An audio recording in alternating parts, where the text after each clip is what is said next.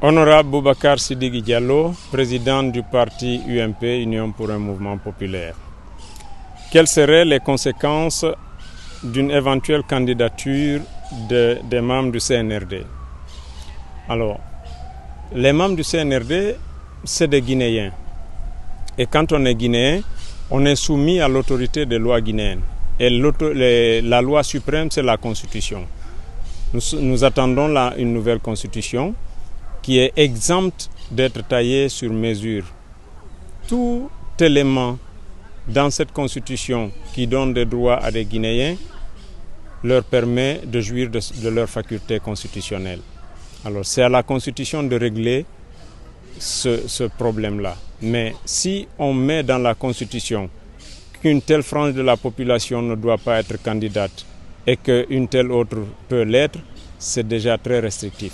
Dans une constitution, on ne va pas mettre des principes qui enlèvent des droits à des citoyens sur la base d'une commune renommée.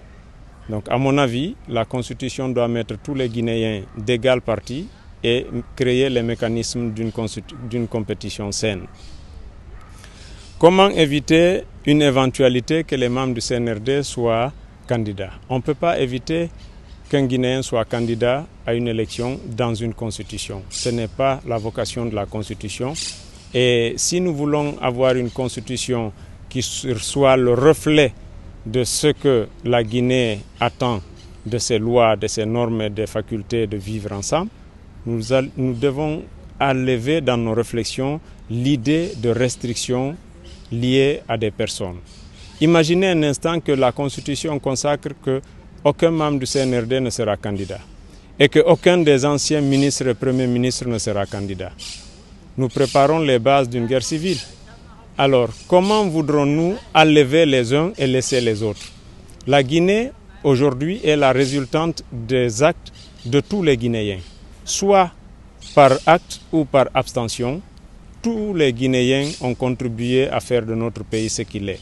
Les uns ont agi et mal agi, les autres se sont tus et ont cautionné ces mauvais agissements. Donc on ne peut pas aujourd'hui remettre tout ça au dos d'une élite parce qu'elle dirige aujourd'hui. Quels sont les acteurs qui devraient empêcher une telle décision? Aucun acteur n'est investi du pouvoir d'exclure un autre Guinéen.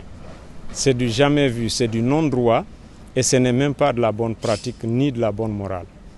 Ceci dit, le CNRD a décidé qu'ils ne vont pas compétir au début de la refondation.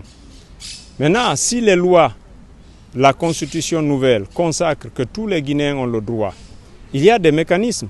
À ce que je comprenne, les militaires n'ont pas le droit de compétir. Ça, c'est dans tous les pays de l'univers. Mais lorsque le militaire revient à la vie civile et qu'il réunisse toutes les conditions constitutionnelles d'être candidat, il est électeur, il peut être éligible, alors, à mon avis, il peut compétir et c'est au peuple de faire son choix, son sain choix. C'est comme aujourd'hui la limitation par l'âge. La plus grande bêtise légistique qui a existé dans nos pays, c'est d'envoyer un fonctionnaire à la retraite à l'âge de 65 ans parce qu'on estime qu'il est déjà fatigué et qu'il ne peut plus servir correctement la nation. On le met à la retraite et au même moment, les mêmes lois permettent qu'un candidat à 80 ans soit capable de gérer toutes les administrations du pays.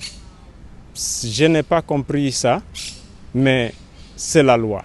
Alors, à notre entendement, faisons en sorte qu'on ait de bonnes lois, qu'on ait de bonnes institutions et qu'on ait des Guinéens capables d'être au service de nos lois et de la République.